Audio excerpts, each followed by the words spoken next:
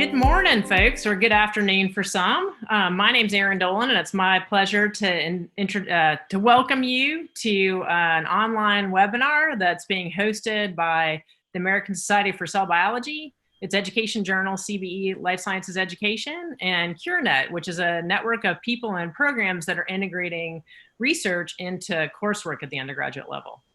So this session is going to be about cures in the time of COVID-19, and we're going to hear from a great group of experienced cure instructors who have navigated this spring and are also planning for the fall.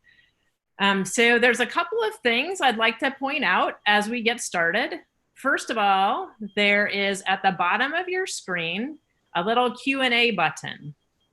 So as we go through the session, I'd encourage you to please use that Q&A to pose questions, and then we'll draw questions from the Q&A and pose them to the panelists as we proceed through the session. But we're going to start with a brief overview for each of our panelists to tell a little bit about what their cure is about and what they did to move it online, or what they're planning to do to move it online in the coming year. So I'd like to start, first of all, by introducing our panelists, and then I'll turn it over to each of them as we go for them to explain a little bit about their cure. So first of all, we have Dr. Katie Cooper, who is an assistant professor at the University of Central Florida. She teaches a cure in science education, and the topic for this past spring was how undergraduates experienced voluntarily asking and answering questions in front of large enrollment science courses. She's a biology education researcher, so she's also published a number of studies related to cure instruction and might be willing to answer questions about that. Dr. Lauren DePue is an assistant professor of practice for the Freshman Research Initiative at the University of Texas at Austin. She runs a chemistry research group of undergrads where the students focus on synthesizing lanthanide coordination compounds and testing them for luminescence and fully characterizing them using a variety of spectroscopic techniques. And she's going to test my ability to talk quickly. Dr. Enid Gonzalez-Orta is a professor of biological sciences and director of the Science Education Equity Program, which is a comprehensive retention program for underrepresented students in the College of Natural Sciences and Mathematics at CSU Sacramento. She's taught a cure since 2009, and she's part of a large cure initiative at Sac State called Sirius. She's also taught a cure associated with Tiny Earth since 2018. She's a Tiny Earth certified curriculum trainer and chair of the newly formed Tiny Earth Curriculum Committee. And for those of you who aren't familiar, Tiny Earth is a global network of cures that involve 10,000 students in 45 states and 15 countries in searching for bacteria with antibiotic property strain and to identify strains to help combat the global crisis of antibiotic resistance. And then finally, Dr. David Rhoads is an associate professor of biology at CSU San Bernardino. He teaches an upper division cure on functional microbial genomics in bacteria. Students in his cure investigate genes annotated in microbial databases to have a given biological function. They clone them and test them for that putative function in the course of the cure. So Katie, would you be willing to start us off by telling us a little bit about your cure and how you adopted it for online instruction during COVID-19? Sure, absolutely. As Erin mentioned, my cure is an undergraduate science education research cure where we worked on a real science education research project over the course of a semester with the intent to publish our findings. And this is an upper level course for 20 students, so relatively small, offered by the biology department at the University of Central Florida. The learning goals for my course are really meant to help students develop some of the core biology competencies outlined in Vision and Change, focused primarily on developing the process of science and quantitative reasoning skills. And I use the Bio Skills Guide to help articulate my specific learning goals, which has elaborated the core competency framework from Vision and Change into measurable learning outcomes. So, for example, some of my course goals are to develop students' abilities to formulate research questions, to design a scientific study, and to draw conclusions from data, and to improve their quantitative and computational data analysis skills. So how do we meet our learning goals? This year, as a class, we decided to conduct a research project focusing on examining student-reported behaviors with regard to voluntarily answering and asking questions in large enrollment college science courses, and to explore what specifically discourages our students from participating in class. What do we do in our class? So we start by learning about what biology education research is, because many of our biology students don't quite know this new field. And we also, in those first few weeks, go through city training so that students can be listed as co-investigators on our IRB protocol. Then we dive into our research project, and we begin by doing a deep dive into a intense literature review to come up with novel, broadly relevant research questions that we can answer in the course of a semester. And once we identify the question that we want to answer, we develop a plan on how we're actually going to answer it. So for example, this year we landed on the idea that we were going to create a survey and survey undergraduates across an R1 institution. And then we collected data by sending our survey out to instructors, asking them to send the survey out to our students. And while that was happening, my students really learned how to do qualitative and quantitative data analysis by using old biology education research data sets. And this all happened pre-COVID-19, pre-spring break. We went on spring break. When we came back, we never came back. And so we've been online ever since. Once we transitioned, we had collected all our data, but we had yet to analyze it. And the biggest challenge for us was that we had just learned to analyze data, working in teams, working right next to each other, students leaning over each other's shoulders, pointing at computers, sharing ideas, and now that all had to happen over Zoom. So we switched back and forth between synchronous classes and asynchronous work for the remainder of the semester. In our synchronous classes, we discussed the goals of our analyses, and I made time for students to ask questions, and we really intentionally did work that would benefit from whole class feedback in those synchronous sessions. And then in lieu of other synchronous class sessions, students worked asynchronously in their teams to analyze data. And we followed this structure with both qualitative analyses, specifically coding open-ended data, as well as quantitative analyses. And students use the program R to do some simple statistics and depict their data. So all in all, that was what my Science Ed Cure ended up looking like, and I'll be happy to answer more questions as we go through the panel.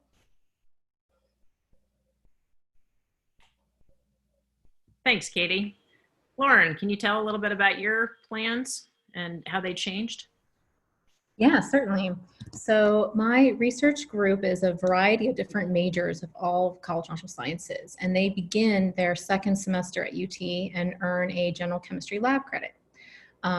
The students I find have a variety of different experiences from high school. So for some, everything is very new, and for others, it's a really nice review. In the spring, I usually have about 35 to 40 students, and they have the option to continue into the summer and the fall, where I see 60 to 80% retention. And in the fall, they have their own independent research project that they're working on, and they learn a lot about more advanced spectroscopy. So Aaron already mentioned that my students are working on synthesizing lanthanide coordination compounds, and they're unique because you can find some that will give off a bright luminescence, and the students are testing for this. And they learn a lot of different spectroscopy to fully characterize their compounds. They do a lot of scientific writing and data analysis, and they are evaluated with their lab reports, their lab notebooks. They do peer reviews. And after this 2-semester experience, they can continue on, and some do until they graduate. We call these students peer mentors, and they're my eyes and ears in the lab when I'm not available, and they help me ensure safety and just give me feedback on what's going on with the students. So since COVID-19 and we weren't able to return to campus, I had to cut out the last 2 experiments that I would normally do with my students. And those experiments are advanced and not part of the Gen Chem lab, so that was okay. And we adapted our course by creating 4 different Zoom meetings that we called discussion sessions. We didn't want to call them office hours, or they weren't mandatory, but almost all my students always showed up, and my peer mentors and I ran them, so I didn't have to run all 4 each week because that would be very stressful, for 2 to 3 hours at a time. The students popped in and they received help on their assignments. They continued to connect with each other and create that community environment that we work for. And then I was told that less is more. So I only created 2 extra assignments to have my students do for the last of the spring semester. And for this fall, I'm anxiously waiting to see what UT's decisions are for returning to campus. I'm very fortunate that I divide my students into much smaller groups, but we need to have some sort of lab component for them to be on campus to come and do actually some research. And we know that we can't expect them to be in lab 6 hours a week like we did before. So we'll probably try to do a 3-hour block for my students. And if we're not able to meet in person in our small groups in like a large classroom, then we would do our meetings online. Thanks, Lauren. Enid, can you share a little bit about what you've done? Sure. So I'm just going to share a little bit about the Tiny Earth Network and then a little bit about what I did. So the Tiny Earth Network is based out of the Wisconsin Institute of Discovery under the leadership of Joe Handelsman, Sarah Miller, and Nicole Broderick, who developed this curriculum where students will go and search for antibiotic producing bacteria in soils from their campus or their backyards, etc. So to really combat the antibiotic resistance crisis and looking for new chemistries. And so I've been doing this since 2018. And what's really cool about the Tiny Earth curriculum is that it's really adaptable. There are people who use it in general biology classes, non-majors classes. And in my case, I use it in an upper level diversity of microorganisms class, a capstone class in our department at Sac State. And so there's some additional components to that class that I add to make it to that particular level. And so we were able to get through a lot of the Tiny Earth curriculum. We just got a new building at Sacramento State and a lot of new equipment. And so I didn't have to like rush around for a lot of different things. And so that made it a lot easier. So we completed a lot of wet lab curriculum before we ended. However, we weren't able to finish it all. So the class is 2 50-minute discussions and 2 2-hour and 45-minute labs. And what I did with that is that we continued our discussions synchronously from 8 to 8:50, and we discussed primary literature there. And then when our labs, I had to really change those because we weren't going to meet twice a week for 2 hours and 45 minutes. And so what we did was just kind of have a few different situations. One, we had some bioinformatic data that we needed to look at. And so that I had a feeling that we would shut down campus. And so I kind of withheld their data because we could have done it earlier. And I was like, I'm purposely not giving this back to you because I don't think that I want you to be working on wet lab stuff. So I did some flipping beforehand. So that's one thing. And then two, the really cool thing about being part of a national international cure like Tiny Earth, is that they've just started a really large database. And yesterday, I was part of the Tiny Earth conference and learned that it's really the only database of its kind. It's actually available to the public. So you can, if anyone's interested, you can take a look. To start looking at big data sets and starting how to really get that feeling or to really get that understanding that the students are part of something a lot bigger.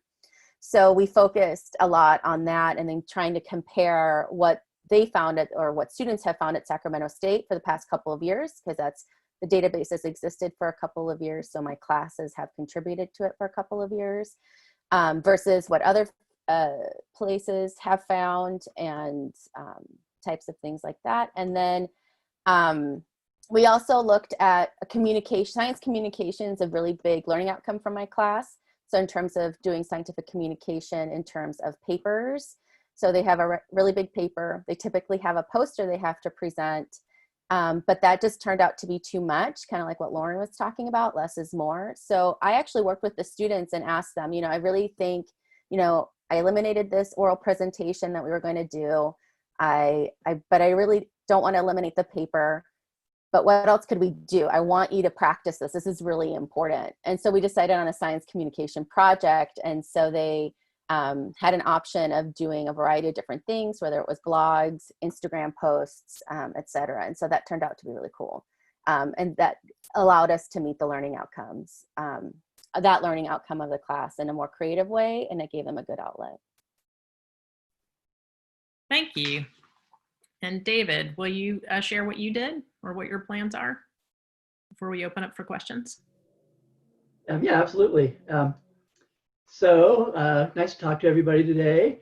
So my cure that I ran in this past spring focused on microbial genomics. And so the course itself was upper division, undergraduate. Graduate students could also take it. Class size is designed to be for 24. This quarter, I only end up having 6. The average over the 6 times I've done it is about 12 students. And I've had other small classes face-to-face too. So the overall objectives are to use microbial genomics and molecular techniques to identify and study genes encoding enzymes of specific functions in metabolism. In the past, we focused on agrobacterium, but that's changing for some of our future projects. We focus on enzymes that have multiple genes that encode them. So it's kind of like a mystery or are annotated to encode them. We don't know if they do or not.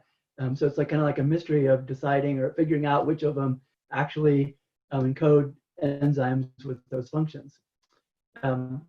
So the students overall, we give them, of course, the pathways and enzymes we're going to use. So that's predetermined. But then, and we also go through techniques of designing primers for amplification, although that's pre-identified. And then they actually do the cloning, so that's all original, and then put those constructs into mutant E. coli cells and test them for complementation, and all that is original research that they do. So some of the advantages of this is like the robustness. So we have dozens of projects that we could do in the same format, and that's the other thing. It's easy to expand, so we can add on different genes and use basically the same approach. So it's easy because the protocols don't change very much. So the major adjustments that I made for the spring, so to answer one of the questions in the question and answer, I actually videotaped myself doing the experiments. I did that at home since we were strongly discouraged from going to campus. So then they would watch the videos asynchronously, and then I would provide a set of questions about the protocols that they would answer. And then after that, the students were given results. These were generated from previous iterations of the cure. And then they would submit their analysis of the results. And I intentionally chose some of the steps that were failures in past iterations of the cure. And then we would discuss these online, and they had to submit their analysis and also figure out or try to figure out why things failed and submit those analyses too. Then we get together and discuss all these in online sessions. In addition to that, I did have PowerPoint files with background content that they would read or look over asynchronously, and then we would discuss them in the online sessions in context of the actual experiments that we were doing. So assessment was based on attendance and participation, quality of their data analysis, and I also did oral quizzes, which I can do, of course, with such a small class. So that's pretty much what I did, and I'd be happy to answer any questions later on. Thanks so much. So I encourage folks who are listening and watching to put questions in the Q&A. We already have several questions related to how to make sure that we can continue our research in person in the fall safely. And I know that Lauren has a couple of thoughts on this, and Enid, I'd also like you to chime in. So Lauren, would you be willing to tell a little bit about what y'all are doing at Texas? Yeah, sure. So some of our research labs have to be in person, but our expectations for the amount of work students are going to be able to be present for has got to have to be lowered. So usually my students are in labs 6 to 9 hours a week, but my expectation is going to have to be more like 3. And usually we're very fluid, or students can come in and out all different times during the workday, but we're going to have to change that where they're kind of scheduled, which normally is what we say is different from a standard teaching lab, but just for safety reasons, we're going to have to spread them out. And we're going to be going through the labs and marking out social distancing spaces. We're going to have lab coats for each individual student that they put into a bag when they're not wearing it, and they will then bring it back out of the bag the next time they come in. We're going to have a lot of protocols for cleaning between the different groups of students coming in and out. So far, it seems that everything has been being approved by the administration for what our plans are. So we're very hopeful that it'll all work out smoothly. Our biggest concern is if there's too many students and how do we spread them out throughout the whole week. And people have been discussing whether they should have the lab open on Saturdays, or do we open even earlier in the morning? Because we usually close between 7 and 9 p.m. So that's already fairly late. But we are working to making sure that the students need to be present, because all of my students are all talking about how they want to come back and they want to be in the lab. And so we're very excited about that. Enid, do you have thoughts? So I actually, at Sacramento State, we're virtual in the fall. That was already decided, and that some labs could choose exceptions. My course only runs in the spring. And so, but I am thinking about what I would have to do in order to make that happen. And so we're still in early stages. We still haven't been allowed to go back into the labs for research over at Sacramento State, but I would envision it similar. So the conversations that I've had are very similar to what Lauren is describing. And that a lot of it will depend on the spaces, your EH&S, your county, and your individual school, but really ensuring the kind of turnover between in the classroom, especially if you share it with multiple people. Katie, there's a couple of questions related to motivation and how do you keep motivation at a distance? Do you have any thoughts on that you can share? So something that I try to do a lot more of online than I normally do in person is just a lot of instructor talk, which was coined by Kimberly Tanner, but it's talk that doesn't have to actually do with the science. So I spend a lot of time reminding our students that the defining feature of the cure is that I don't know the answer to their research question, and that a lot of people are going to really care about what they find. And I think that that really motivated us, that we had this commitment to the scientific research community to finish out our project.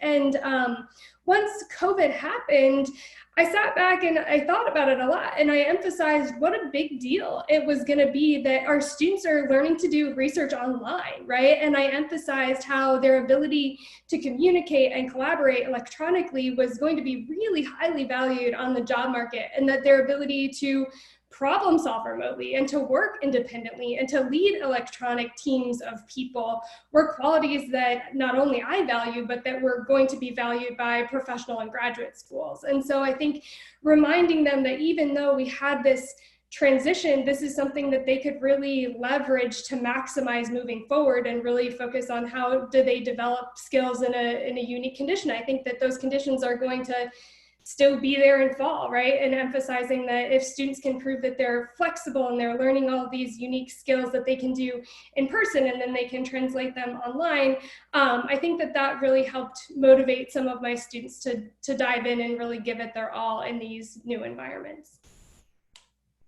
Thank you. So CSU colleagues, Enid, you already mentioned that the decision has been made to keep the university online in the fall. Have any of you or your colleagues explored doing at-home labs or doing field sort of distributing data collection so the students can still collect data or make use of existing data sets, even if you haven't taught your cure before? So in terms of that going on, yes, using existing data sets, trying to, that was some of the general microbiology cure that was developed, did that this past spring because they were about to start the cure portion of the class right when it shut down. So they had looked at existing data and trying to look at it in different ways and having the students analyze it. And there's some adaptations that I think that we can continue in the fall to make that more robust. A lot of labs use simulations, but in terms of field studies and things like that, I haven't heard too much. We're about to start some professional development on our campus with regard to that. You know, to answer a question that came up with regard to this as well, is like, is it sufficient for for students to go through old data? And I think as long as, for me, I think yes, that is something that's valid because there are different things that that you could ask the students to look at in terms of those data, right? So new hypotheses, how would they test those hypotheses? Are there other existing data sets out there? And looking at the scientific process as skill building is really important. And we recognize that some of that will be lost in this particular pandemic. However, there's so many other skills in the scientific process that we can really now take time to do, and that we can really take time to hone in with our students. And so to look at those is just as important as the ones that are more technical. And that's kind of how I kind of switched my framework a little bit when I first panicked and was like, oh, you know, they're going to miss out on doing all these things. But now we were able to do things that we didn't have time to do before. Yeah, so I'd like to also comment from CSUSB. So we have several ecology faculty who actually ran, you know, they had their students do observations in the field around their houses and things like that. And then they combined all the data for the class and then analyzed those data. Everybody had to do that. And I know that Dr. Putman in our department, she had all the students take all those data and then write a paper for it. So that was her approach to doing home research. And I think another one of our ecology faculty had students go out in the fields and do a similar sort of thing. So that's feasible. And I also agree that I think it's fine to analyze data sets or even the data like I did in my class. I completely agree that we can do, you know, lots of things for science research, logic and reasoning and things like that students can do to analyze it. In fact, you know, like I said, it was probably a bigger benefit to use some of the failed experiments so that students had to think about what was going on and seriously analyze it. And so I think that was actually a really good exercise. I do that in the class when we're face-to-face as well, but in an online class, that worked practically as well as it did face-to-face for me. Can any of you comment on what technology tools you're using, especially to promote collaboration among students?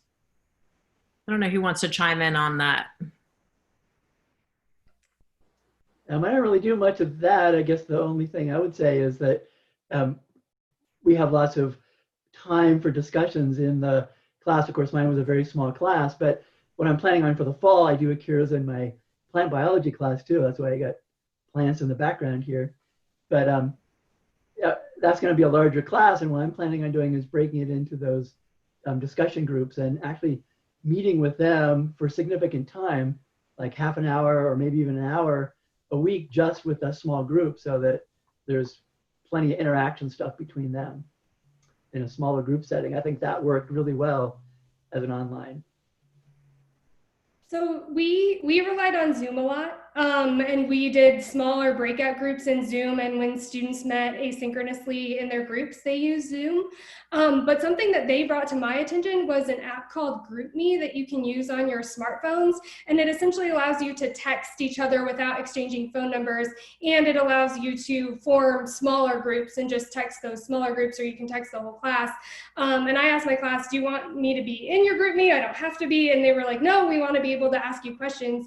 And it was a really nice way for students to be able to meet at different times in the day and still have access to me. And you know, it was a little bit more demanding in terms of, you know, they did always have access to me, but I really liked it because you can just answer questions in real time as they're working in their group. So that was a technology that we found helpful. I'll echo that, what Katie said. As soon as I had this feeling we were going to shut down, I asked the students, do you want me to set up a class GroupMe? I think this will be really good for faster communication. And it worked extremely well. The students had access to me and each other, and they didn't abuse it. They really didn't. Like, they weren't texting me inappropriate things at inappropriate times. If I got a question and, you know, I was like, you know, I'm just not working.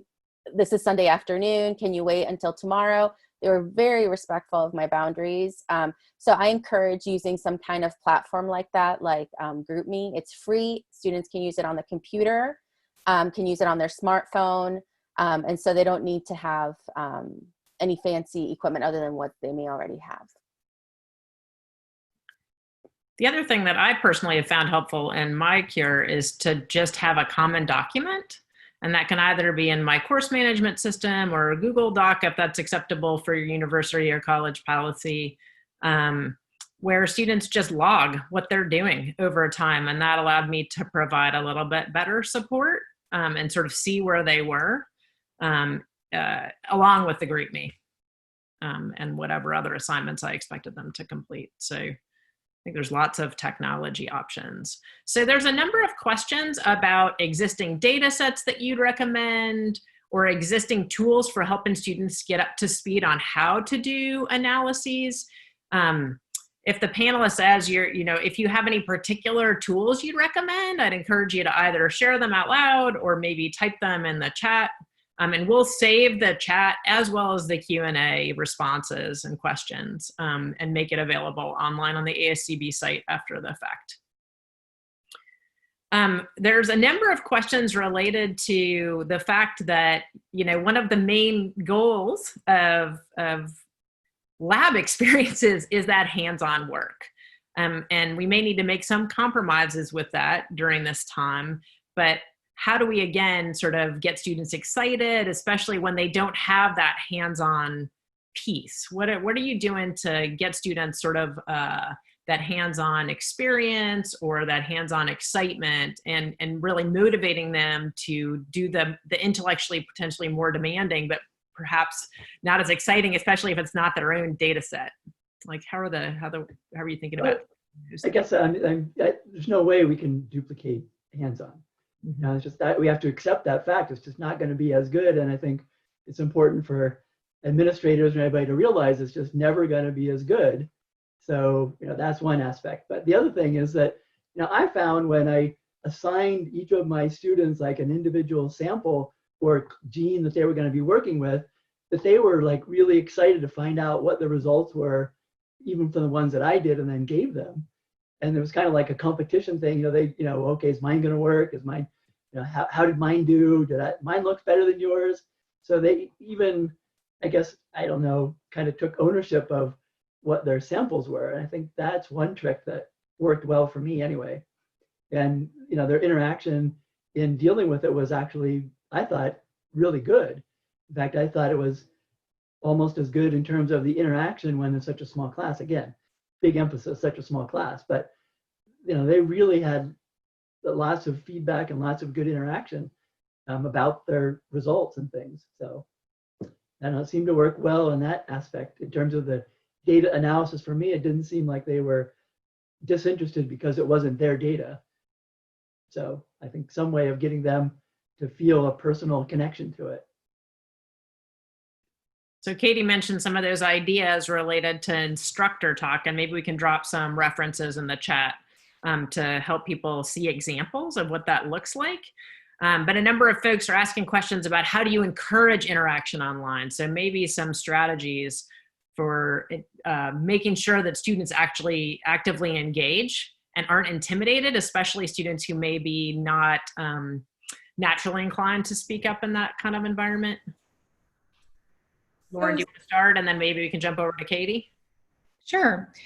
So UT has been designing some courses for faculty to take workshops on about working with Zoom and working online with students. And we have been practicing around with breakout rooms and providing questions that students need to discuss. And then you kind of hop between the different breakout rooms, because we have to provide them with something. And sometimes we play with it being very specific to the research or the topic at hand, but then we also tag in like bring your pet to show everybody to also create a form of motivation and socializing with them, because for us, they were together for what, 9 weeks, and then they went back home. So they didn't create those friendships that they normally would have beforehand, or they haven't been able to develop them enough. So we wanted to provide an environment for that. And when you get to have Zoom meetings that are more than 5 or 6 people, it becomes stressful for everybody involved. So there's like 3 to 6 is like a sweet spot. And so that's why we divide them into breakout rooms. And that has been pretty successful. I have seen students complain that they find the breakout rooms boring. And that's usually because some of them aren't willing to participate like they should. So we try to provide enough questions to stimulate them. Katie, how about you? What are some strategies that you use? Yeah, so something I think that was really important that I did when we were all in person was that they worked in a lot of different groups early on, and I gave them time to introduce themselves and answer a quick non-academic question. So what's your career goal? What'd you do this weekend? Things like that. And that's something that I struggle with how much time to spend on, but I'm really glad I spent my time that way because they were much more comfortable with each other online. And moving forward, I definitely plan to spend a lot of time doing that in completely remote courses, giving students a chance to get to know each other so that they're comfortable. Additionally, I found it really important to make sure that the task that a group has is challenging enough so that all student voices are really helpful in getting students to complete that task. And something that we practice from the very beginning of the semester is, often students in the group will have different roles. Maybe someone's a recorder, someone is going to be the speaker. And then we have the equity monitor. And again, this is a Kimberly Tanner strategy, but making sure that every student in the group is contributing. And so if that is someone's job, their job is to make sure they've asked every person on the Zoom call what their thoughts are. And I think that once that becomes a classroom norm, it really helps make sure that our students are all contributing their thoughts and ideas to the conversation.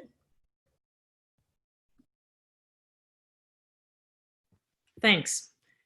There's a couple of questions related to just the logistics of handling online instruction when it's synchronous. For example, what kinds of adaptations do you make if you want to hold Zoom meetings, but students are maybe have limited internet bandwidth or don't have a computer and instead use their phone? Or, I had students, for example, in different time zones, and so it wasn't possible for me to have a lot of synchronous discussion during what time my class is normally held.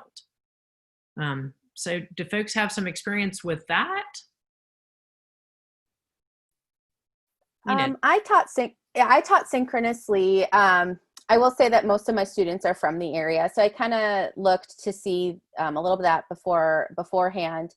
And I kind of proposed to them, we would meet synchronously for discussion, and then I would, for lab, at first we met a couple times during the week, and we wouldn't meet the whole lab time, and we would actually just meet for, I would just give some instructions. And then as time went on, I said, okay, let's meet one of the lab times if you want, but this is what we're trying, this is the goal that we're trying to. That was all very there was a tangible product. And so if there was, if a student for whatever reason couldn't make it to those sessions, they could have the ability to still participate.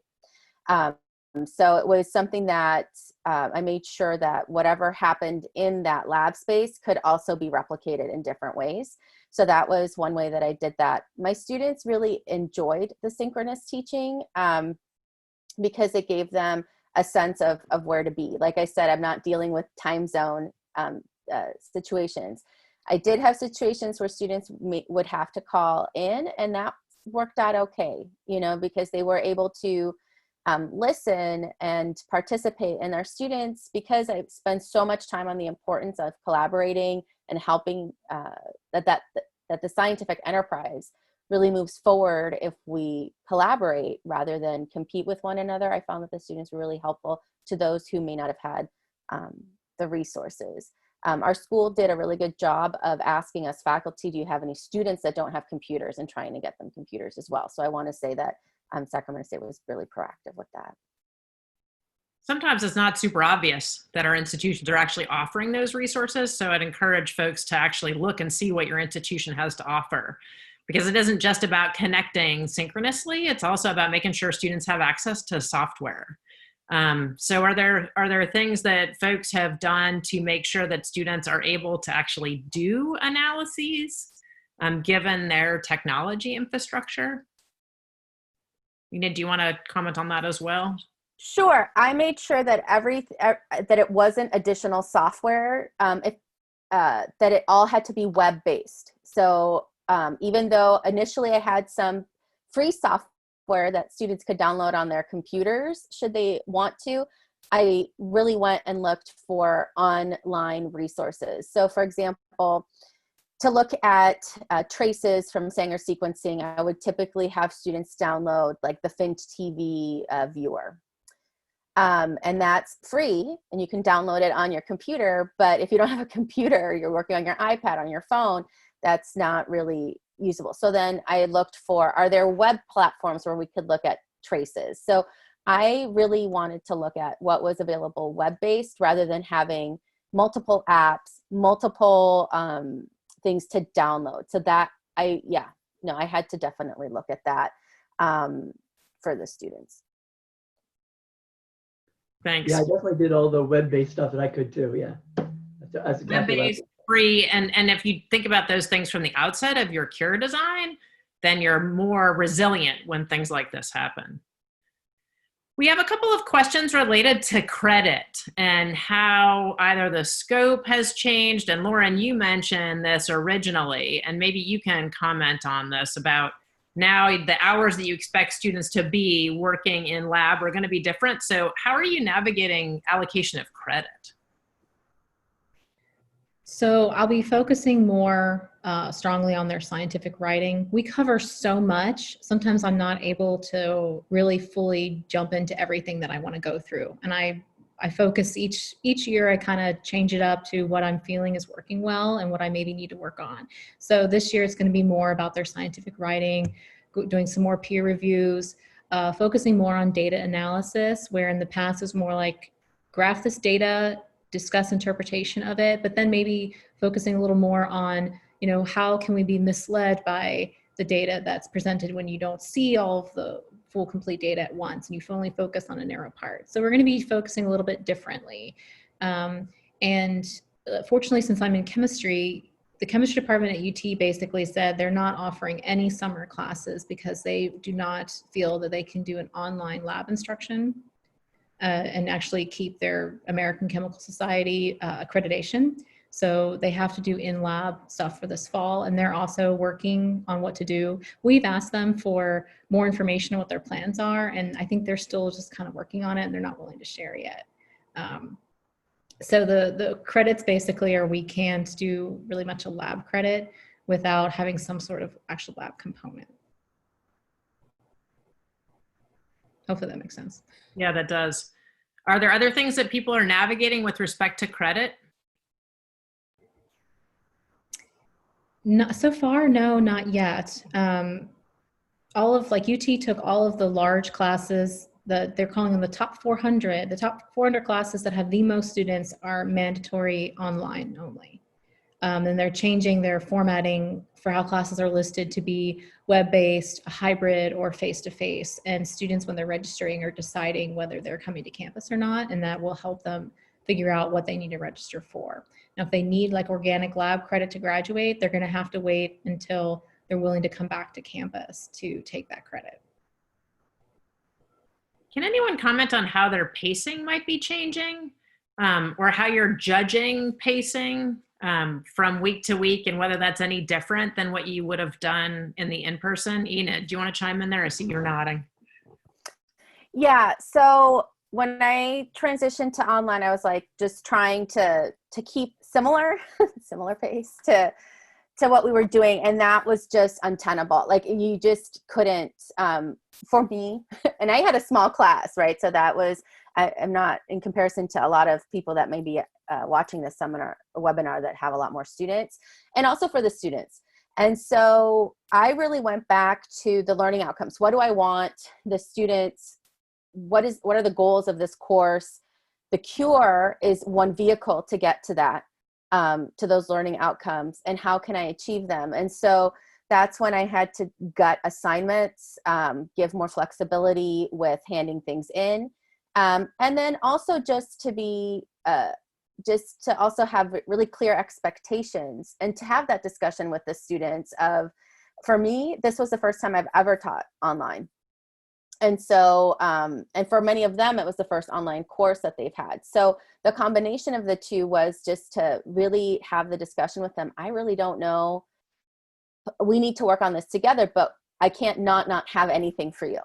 So we have to work together. How do we meet these things that we've agreed upon, by you taking the class and me being the instructor, and how do we work on this together?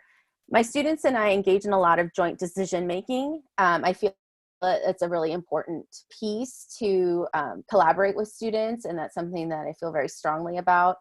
I realize that that can be challenging in and of itself, but that really helped me to understand where they were coming from, and they also understood where I was coming from as an instructor. Like after a while, you know, when some folks are like, "Oh, could we have an extension on this?" I'd be like, you know, unless it's something really grave, you know that I'll give you an extension, but can we please try to, you know, because I also have other parts of my job. So a lot of honesty in that sense. So having the students involved in the curriculum, but also just having real conversations about, you know, the learning outcomes. Like, hey, we're taking this class to learn this. This is what will get us to learn that. And then, oh, okay. And just really making things transparent worked for me. David, when you went online, did you change any of your pacing, or are you thinking about how to do that in the future? Yeah, definitely it slowed down. Part of my philosophy was, well, we're supposed to be in lab at least 6 hours a week. So we really only meet for maybe 3 or 4 of those. So my assignments were, you know, matched to the time that they would have been in class anyway. So a lot of times we'd start like an hour late to give them a chance to finish their assignment or something like that. So, but, you know, definitely, I'd say we covered close to the same amount of material, but again, this class is really heavily lab-based. So, you know, that extra time that they weren't doing the experiments, you know, my videos were, the longest one was only about 40 minutes. So it wasn't like they watched a lot of videos, or time-wise, you know, large number, but usually they were pretty short because we didn't have to do the half-hour incubation time or something like that. So, and I also very much had the same kind of discussions with the students. You know, how are you doing? How did this go? Well, let's just go over that in discussion instead of moving on to something else now. And so, you know, in that sense, again, with a really small class, there's a lot more individualized instruction, and that I think really helped the students a lot also. But we did cover pretty much all of the basic material. And I think just the time for not doing the actual lab experiments were compensated for that time. Thank you. So we're getting close to the end of our time. There is one question from the Facebook community that I think might be a good point to end with, and that is how this is going to affect our students' sort of prospects going forward. So a lot of students rely on cures as a main research experience and a segue into undergraduate research internships. So maybe each of you could sort of comment on what you see are the challenges going forward and what you hope to achieve in the coming year to try to make sure that students have opportunities to continue. Katie, can I put you on the spot first? Are you willing to start? Sure. I think that I was in a unique position since we're doing science education research. So it was something that was easily adaptable to online. And like I said, something that where we could actually really emphasize a lot of the skills that students were able to translate online. And so I think that as a community, bioed researchers, science ed researchers are in a really nice position where we can create online cures from start to finish, hopefully.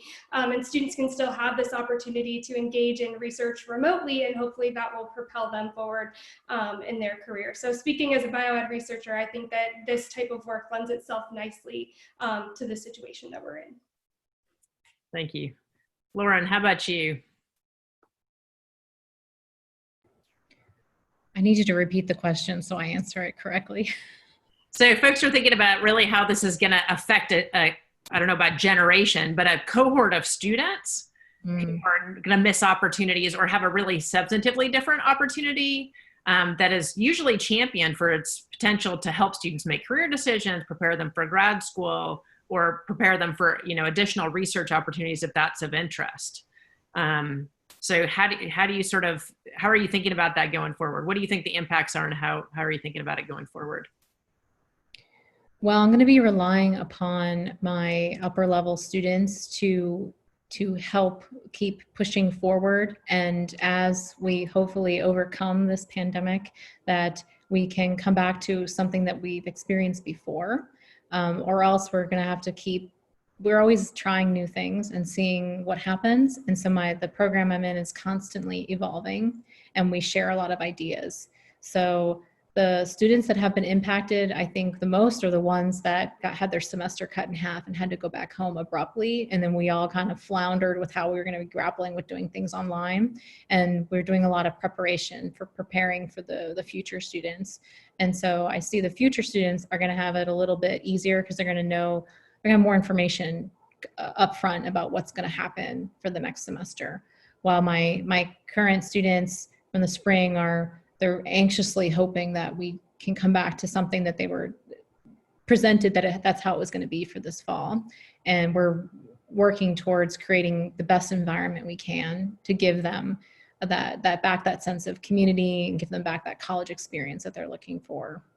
And we're just, for me, I'm hoping for the best. Thank you. Enid, would you be willing to share your thoughts? Yes.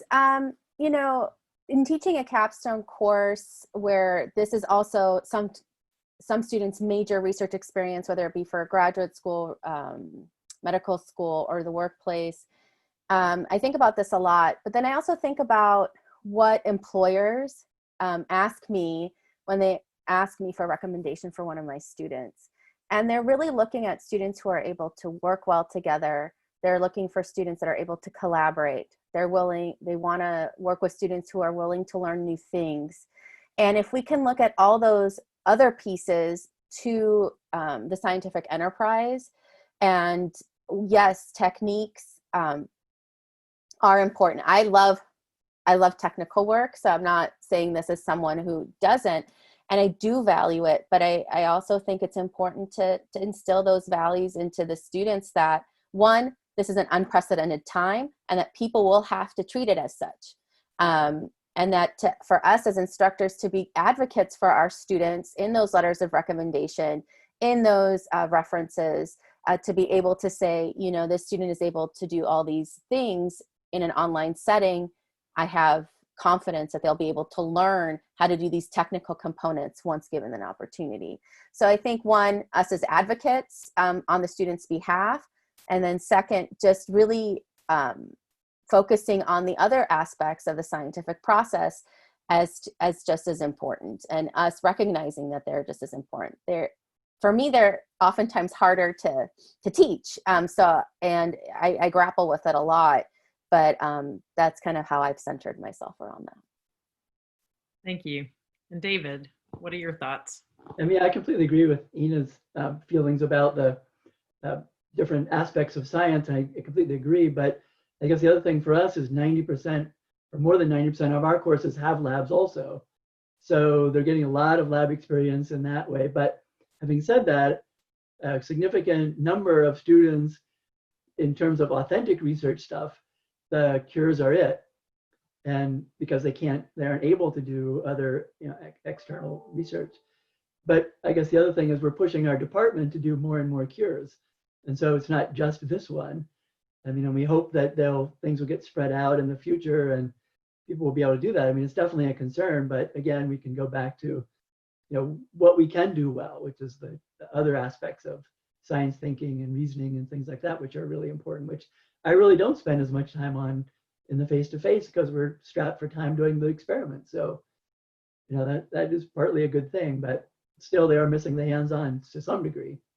And we can't get around that, but just compensate by emphasizing the other factors. And like you said, being flexible. So coming back to that and recognizing, one of the things I always try to remember is that my class is not the only learning experience they will ever have. And I take some comfort in that. Thank you all so much. Thanks to our panelists for all the great advice and resources.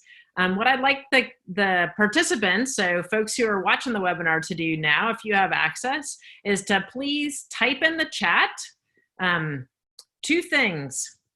One thing you got out of this session and one thing you want to learn more about. So one thing you got out of this session and one thing you want to learn more about. And we'll use that to shape our programming going forward.